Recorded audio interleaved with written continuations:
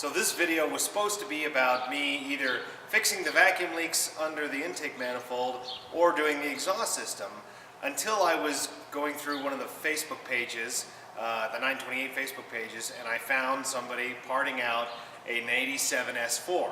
And I really want to do the bumper covers and make this look like an S4.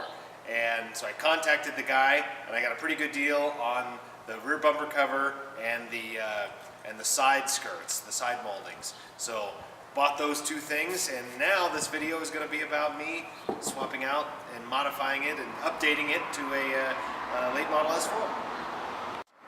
So let's get to it. First thing is to take the taillights off. And the taillights come off with 4 screws right in the face of them, just like this.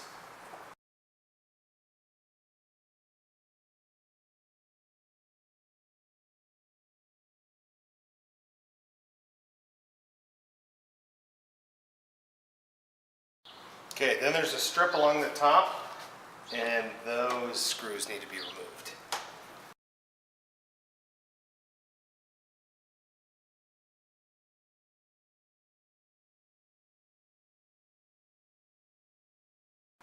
Okay, so for this next job, disconnecting these screws along the seam here where the steel panel meets the urethane bumper, it takes an 8mm socket, and I highly recommend one of these headlamp things.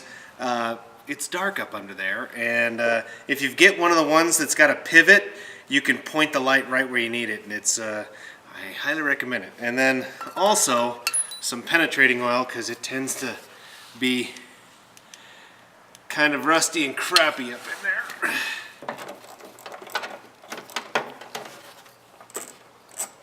So to get these ones that are really higher up on the seam, I highly recommend, along with your 8mm socket, a couple of extensions, and then one of them that's got the little swivel adapter that allows the thing to pivot there, because it's a pain in the ass to get to. Okay, next step is, and I think this is the last step. I've gotten all the bolts running up each side, the 8mm little nuts, and then you have to pop off these little plug holes.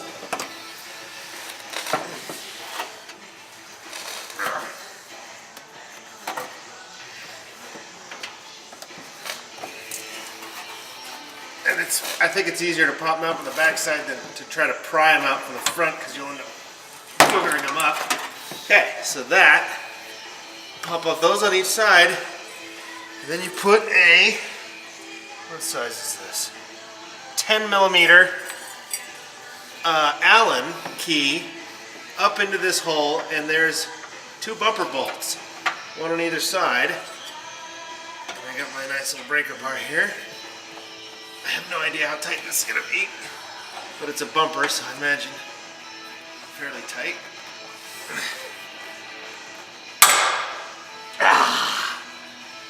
Yeah.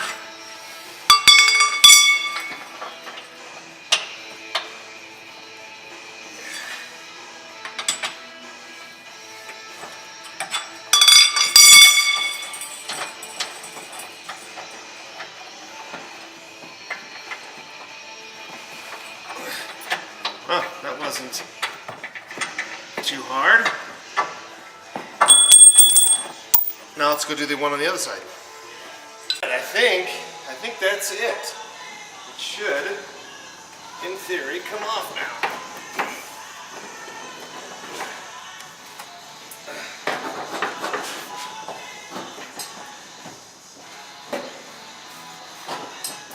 Well, I think I missed one nut. So the nuts go all the way up the side here, and they stop about there, and then this last screw on top, which is easy to get, is right there. Luckily there's nothing inside there, so this, oh.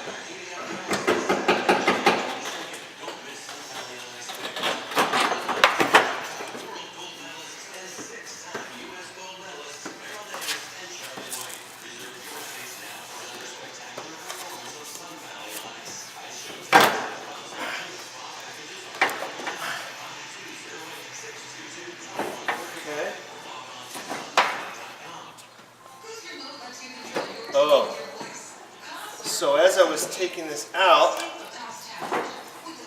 the nut broke off.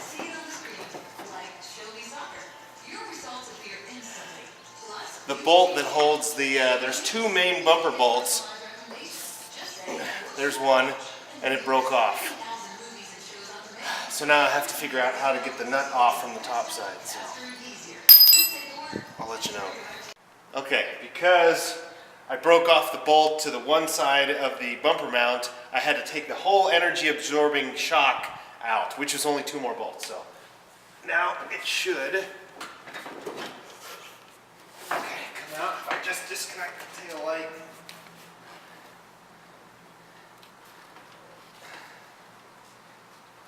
No. Okay, so now it looks like license plate light, wires, but also doesn't look like, looks like I have to take the tail light buckets out. Normally you would be able to unplug it from the back side, but nope, looks like, yeah. Anyway, give me another minute. Okay, to take the tail light housings out, you have to undo these 3 screws from the vinyl interior quarter panel piece. So you take these 3 trim screws out. And it's really kind of a screwy. I don't like how this is designed. I've taken a million cars apart with tail lights, and never have I had to go through such rigmarole. And you just kind of bend this piece back, which sucks because you kind of break it because it bends right there.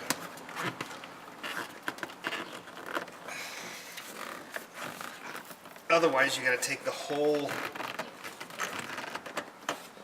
vinyl panel out,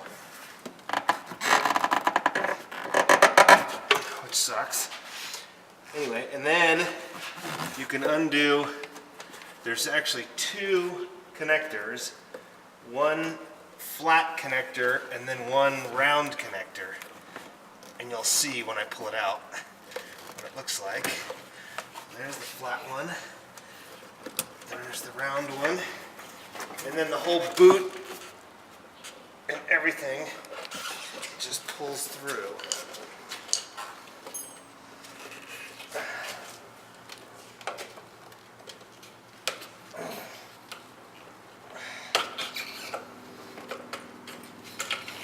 And then your bumper comes off. See? There's the energy absorbing bumper, but that's it. You know, that was a high-tech bumper for its day. You had energy absorbing bumpers that were a big aluminum, looks like an aluminum forging with a urethane cap. So not a bad car to get rear-ended in, and you know, not such a bad job. Fairly easy to replace. So now join us next time when I install the S4 cab.